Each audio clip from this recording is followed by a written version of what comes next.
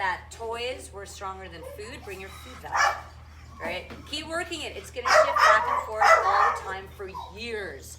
I don't want you to think that by the time they're a year old or 16 months old, that it should be perfect. It will not be. It will just keep shifting, and that's part of dog training.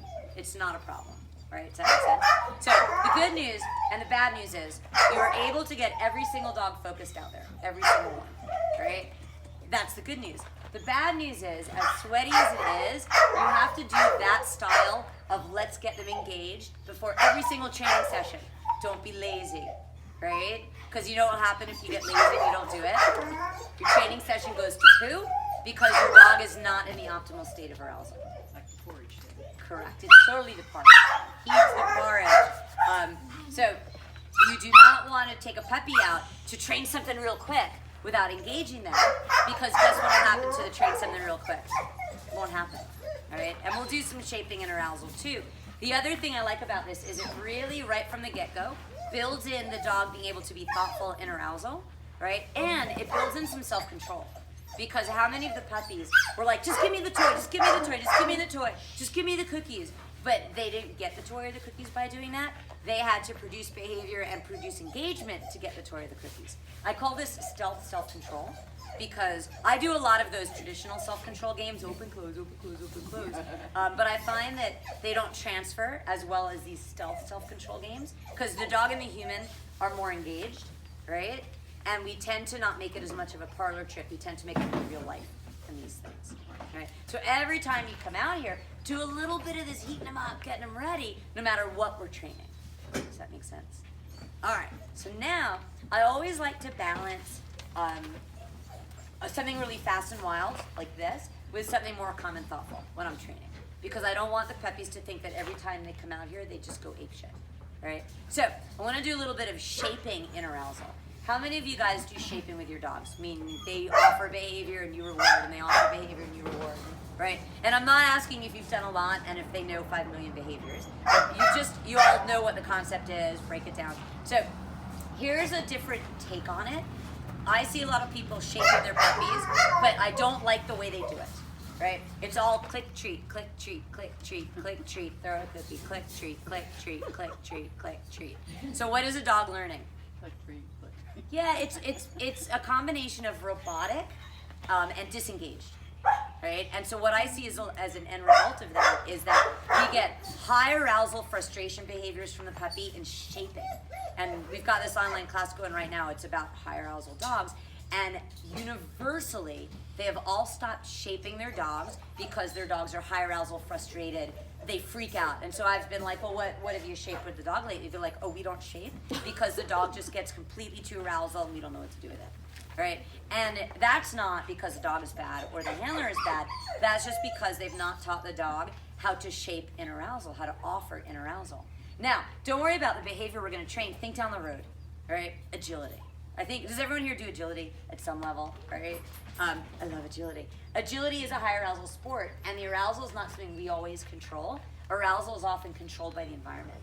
So if the dog does not know how to offer behavior in that high arousal state, what's going to happen when you try and get them to weave in a high arousal state, right? The weaves are the first thing that go to poo if the dogs don't know how to do that, right? And then if you ask them to weave again, the dog's like, I really can't, and they freak out, or they're like, I have to phone a friend, right? Depending on where your dog is. Same thing with contacts. They're not good at offering behavior if they don't know how to think through arousal. Now, obedience is the same way, right? Anyone here do obedience? I know a couple of you guys do. It's not maybe as stimulating in terms of the running in the tunnels and all that excitement as agility, but it's a long duration behavior, right? And they still are in arousal. They need to be in a high enough arousal that they can do a whole obedience routine without a cookie. Holy Lord, right? You think a jumper's run is hard, 25 seconds? How long is an obedience routine? Right? It feels like 87 minutes, but it's more like 5 minutes something. It's a long time. So they have to be in high arousal, and if they don't know how to offer behavior in high arousal, then you will lose them. So I teach the puppies right from the get-go how to offer behavior in high arousal. Right? And the first time I did this, and I don't know if I still have it on video, I ended up with a bloody lip. Right? Because I made the mistake of sitting cross-legged on the floor with a 9-week-old puppy who was like, I'll chomp your face. Is that what you wanted? No. So what did I learn there? Note to self. Kneel, don't don't sit. It's harder to get into your face. So what we're gonna have you do is, and I'll show you with the puppy, we're gonna have you come out here and get them engaged with some type of prop, right? And it can be something you pull out of your training bag, or I stole from the hotel this morning, the cover of the ice bucket, right? It's gotta be something that is meaningless, that you have no emotional investment in as a future long-term behavior. We're just gonna teach the dog, we're gonna make them as highly aroused as we can, and teach them that when they're highly aroused, offer behavior on a thing, right? So with her, she, in case you haven't noticed, she, I think, is genetically wired to be a little high arousal, right? It's fine with me. And so I just want her to be able to be like, oh, I can put my foot on a thing. She's never seen this thing before. I was a good girl and I didn't preload it. I was like, this will be a blank slate shaping session. So I'm gonna get her highly aroused, right? I'll do it with a tug toy. If your dog is more aroused with food, do it with food. It's not a problem. And then I'm gonna go into the international sign for I'm shaping now. You all do that, right? All right. The dogs are brilliant. That's the international sign for affirmation. All right. Anything that she does involving offering, I'm gonna pay. I'm gonna pay fast, right? And then after 3 or 4 cookies, I'm gonna break it off and put her back into high arousal, right? I am not a fan of pay, and throw a cookie to get them off the prop. What's wrong with that picture?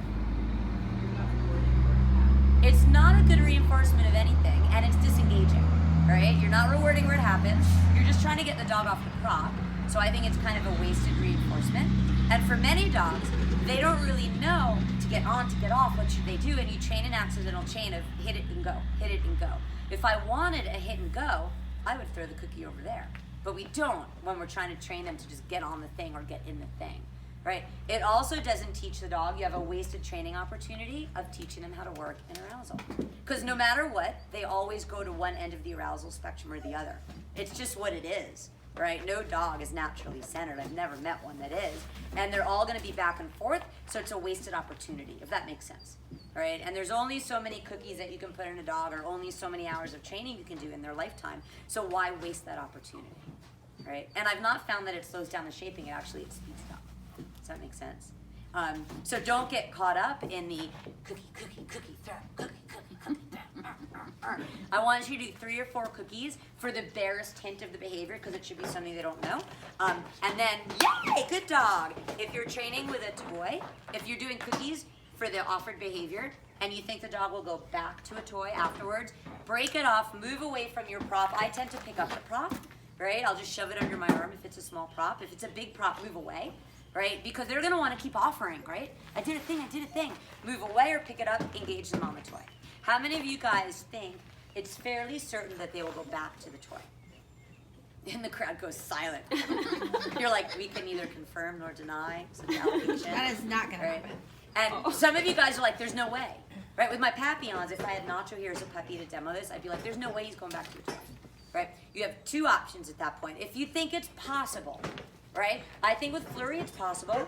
He's only 5 months old, so we don't really know what they'll actually do. I think it's possible. So if it's possible, pick up the prop, put away the cookies, run maybe 20 feet away and try engaging with the toy, right? Embrace the possibilities, right? If you think there's no way on this beautiful planet that it is gonna happen, break it off, pick up the prop, and go wild with the cookies, engage with the cookies. Right? Because you can still get engagement and high arousal with food, as you demonstrated so beautifully. You all did it, right? You just happen to be the best at it. Figure it out, right? Because it was brilliant. I don't know if you all saw it, but you'll get to see it again here. I think my puppy will go back and forth between food and toys, but we will find out. Now, before you do this, you must prepare your environment. So I'm going to get my cookies out, and I'm going to put them in my cookie holder, which is also known as my prop. Right? So, and when you're doing this, make sure that you have your timers going at home, because no shaping session should be like a 10-minute shaping session. Right? I don't use a clicker for this. I find that we're already working the dogs in high arousal, and clicks really arouse dogs. Have you ever noticed that? Right? It hits something in the brain just right. Right? And I'm not against clickers. I just think for this, there's way too many things going on, and you end up clicking things you don't want, and then it goes to poo. So just, you need both your hands for this, and so just, you don't need a clicker for this. So I've got my cookies. I'm going to get my